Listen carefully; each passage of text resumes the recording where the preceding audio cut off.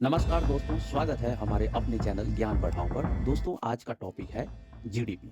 क्या आप जानते हैं कि किसी देश की आर्थिक स्थिति को मापने का सबसे महत्वपूर्ण पैमाना जीडीपी है?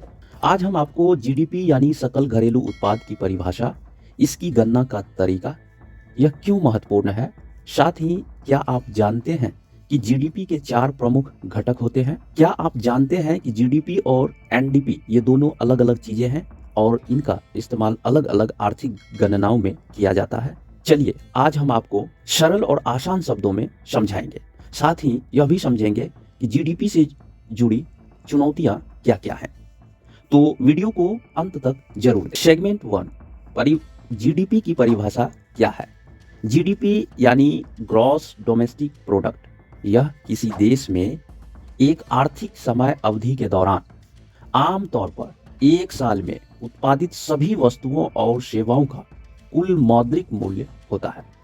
जीडीपी यह दर्शाती है कि एक देश ने आर्थिक रूप से कितनी तरक्की की है और वहां की आर्थिक गतिविधियां कैसी चल रही है। सेगमेंट 2, जीडीपी के प्रकार। जीडीपी को 4 प्रमुख हिस्सों में बांटा जा सकता है। नॉमिनल जीडीपी, इसमें मुद्रास्फीति का ध्यान नहीं रखा जाता। रियल जीडीपी, इसमें मुद्रास्फीति को समायोजित किया जाता है। जीडीपी प्रति व्यक्ति, यह जीडीपी को देश की जनसंख्या से विभाजित करके निकाला जाता है। पीपीपी, परचेजिंग पावर पैरिटी, इसमें विभिन्न देशों की मुद्राओं की क्रय शक्ति का तुलनात्मक अध्ययन किया जाता है। सेगमेंट 3, जीडीपी की गणना कैसे होती है? जीडीपी को 3 मुख्य तरीकों से मापा जाता है। पहला, उत्पादन विधि, प्रोडक्शन मेथड। इसमें देश में उत्पादित वस्तुओं और सेवाओं का कुल मूल्य जोड़ा जाता है। दूसरा, आय विधि, इनकम मेथड। इसमें मजदूरी, किराया, लाभ और ब्याज जैसी आय का कुल मूल्य निकाला जाता है। तीसरा, थर्ड, व्यय विधि, एक्सपेंडिचर मेथड।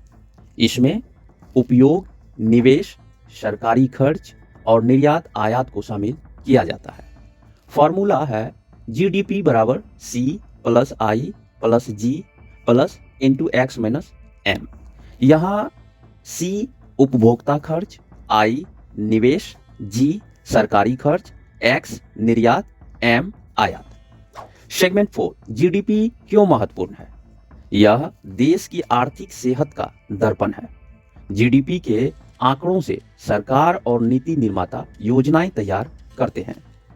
उच्च जीडीपी का मतलब है कि देश में रोजगार के अधिक अवसर और बेहतर जीवन स्तर है। यह अंतरराष्ट्रीय स्तर पर देशों की तुलना में सहायक होता है।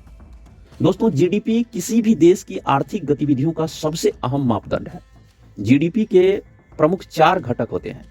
उपभोक्ता खर्च, कंज्यूमर स्पेंडिंग, यह वह खर्च है जो लोग अपने व्यक्तिगत उपभोग के लिए वस्तुओं और सेवाओं पर करते हैं।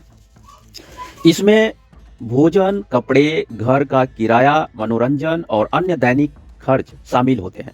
यह जीडीपी का सबसे बड़ा हिस्सा होता है। जब लोग ज्यादा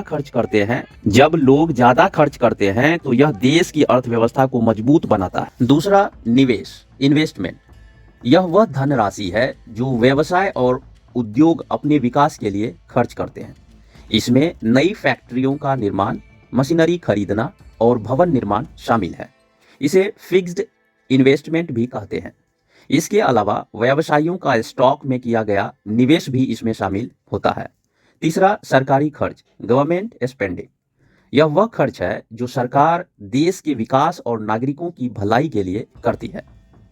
इसमें सड़कों, स्कूलों, अस्पतालों और अन्य बुनियादी ढांचों का निर्माण शामिल है। इसके अलावा सेना, पुलिस और सरकारी योजनाओं पर होने वाला खर्च भी इसी श्रेणी में आता है।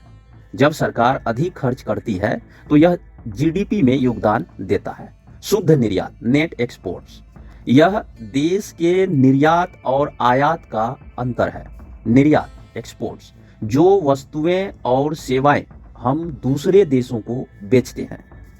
आयात, इंपोर्ट्स, जो वस्तुएं और सेवाएं हम एक दूसरे देशों से खरीद। जीडीपी के लिए शुद्ध निर्यात फॉर्मूला, यदि निर्यात अधिक है और आयात कम, तो यह जीडीपी को सकारात्मक रूप से प्रभावित करता है।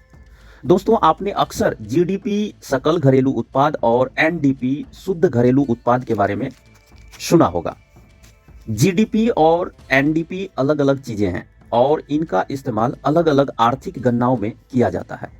जीडीपी और एनडीपी के बीच अंतर को सरल व आसान शब्दों में समझते हैं। जीडीपी सकल घरेलू उत्पाद, यह किसी देश के भीतर एक निश्चित समय अवधि में उत्पादित सभी वस्तुओं और सेवाओं का कुल मौद्रिक मूल्य है।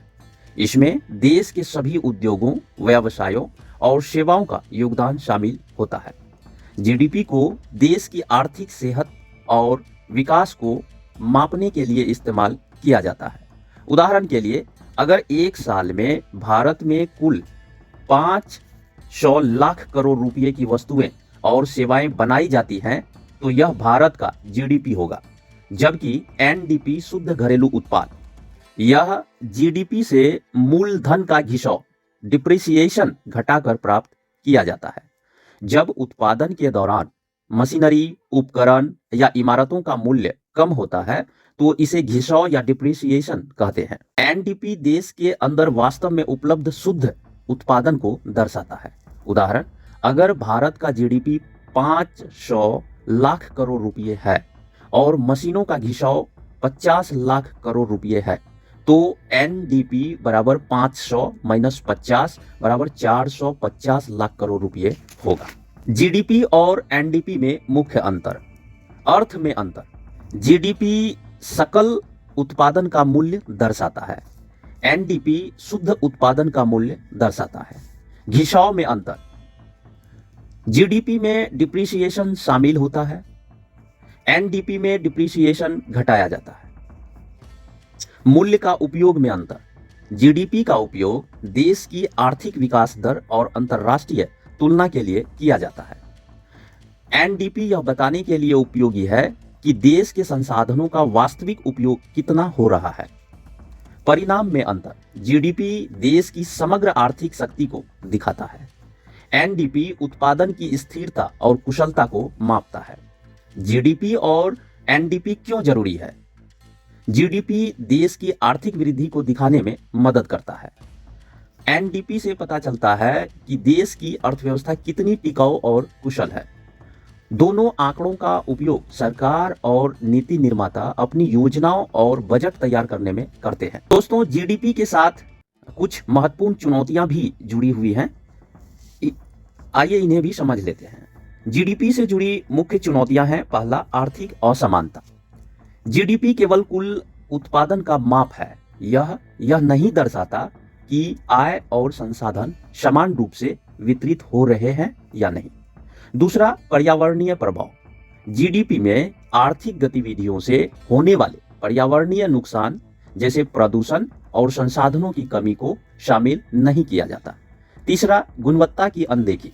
जीडीपी केवल वस्तुओं और सेवाओं की मात्रा मापता है, लेकिन उनकी गुणवत्ता और जीवन पर प्रभाव को नजरअंदाज करता है। चौथा, गैर बाजार गतिविधियों का बहिष्कार। जीडीपी घरेलू कार्यों, समाज सेवा और अन्य गैर बाजार गतिविधियों को नहीं गिनता, जो अर्थव्यवस्था में अहम योगदान देते हैं। पांचवा, मुद्रास्फीति का प्रभाव। जीडीपी को मुद्रास्फीति के प्रभाव से समायोजित नहीं किया जाता, जिससे वास्तविक आर्थिक वृद्धि का सही आकलन करना मुश्किल हो सकता है। तो दोस्तों, यह थी जीडीपी के बारे में महत्वपूर्ण जानकारी। अगर आपको यह वीडियो पसंद आया हो तो वीडियो को लाइक करें, अपने दोस्तों के साथ शेयर करें और हमारे चैनल को सब्सक्राइब करना ना भूलें। आप अगला वीडियो किस विषय पर देखना चाहते हैं हमें कमेंट में जरूर बताएं। धन्यवाद।